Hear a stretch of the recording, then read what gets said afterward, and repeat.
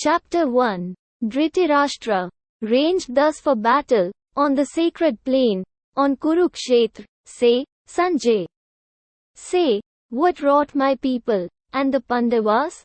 Sanjaya, when he beheld the host of Pandavas, Raja Duryodhana to Drona drew, and spake these words, Ah, Guru! See this line, how vast it is of Pandu fighting men, embattled by the son of Drupada, thy scholar in the war.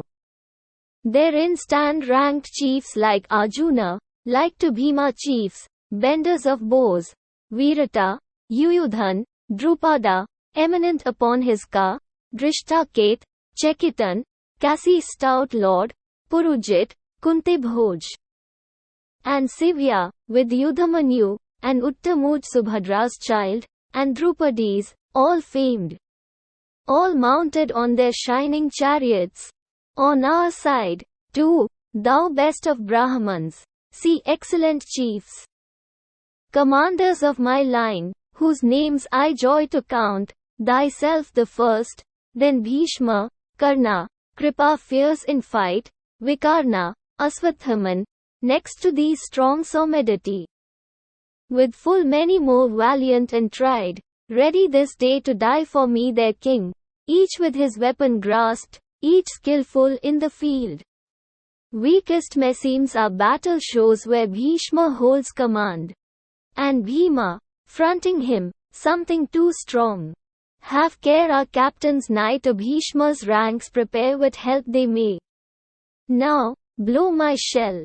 Then, at the signal of the aged king, with blare to wake the blood, rolling around like to a lion's roar, the trumpeter blew the great conch, and, at the noise of it, trumpets and drums, cymbals and gongs and horns burst into sudden clamor, as the blasts of loosened tempest, such the tumult seemed. Then might be seen, upon their car of gold yoked with white steeds, blowing their battle shells, Krishna the god, Arjuna at his side. Krishna, with knotted locks, blew his great conch carved of the giant's bone. Arjuna blew Indra's loud gift. Bhima the terrible, wolf-bellied Bhima blew a long reed conch, and Yudhishthira, Kunti's blameless son, winded a mighty shell. Victory's voice, and Nakula blew shrill upon his conch named the sweet-sounding, Sahadev on his called, gem-bedecked, and Kasi's prince on his, Sikhandi on his car, Dhrishtadyuman, Virata, Satyaki the unsubdued, Drupada, with his sons, O Lord of earth. Long-armed Subhadra's children, all blew loud, so that the clangor shook their foemen's hearts, with quaking earth and thundering heaven. Then, 'twas beholding Dhritirashtra's battle set, weapons unsheathing, bows drawn forth, the war instant to break Arjuna, whose ensign badge was Hanuman the monkey, spake this thing to Krishna the divine, his charioteer, drive, dauntless one, to yonder open ground betwixt the armies.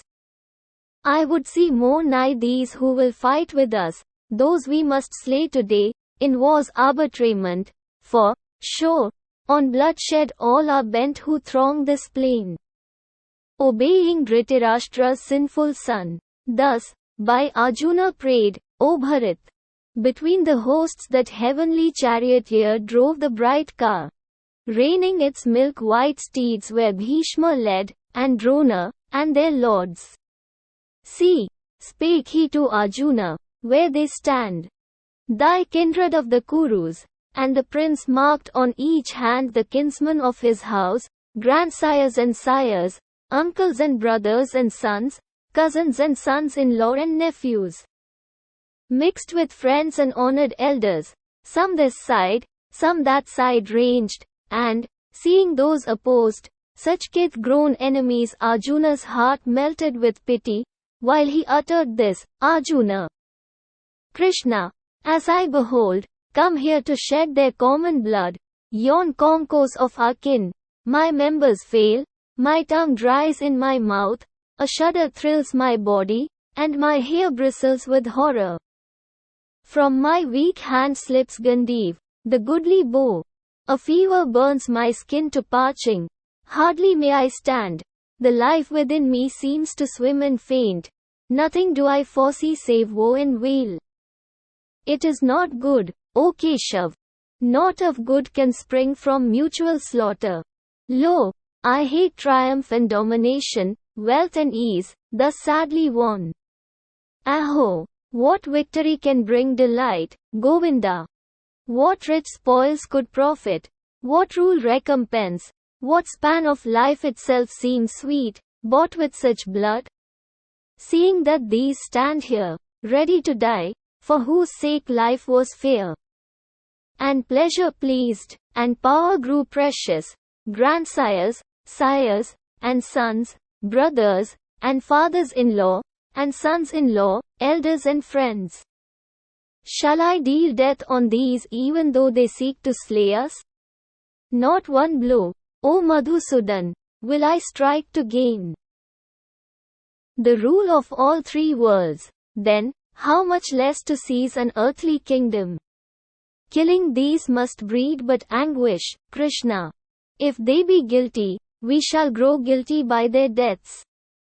Their sins will light on us, if we shall slay those sons of Dhritirashtra, and our kin.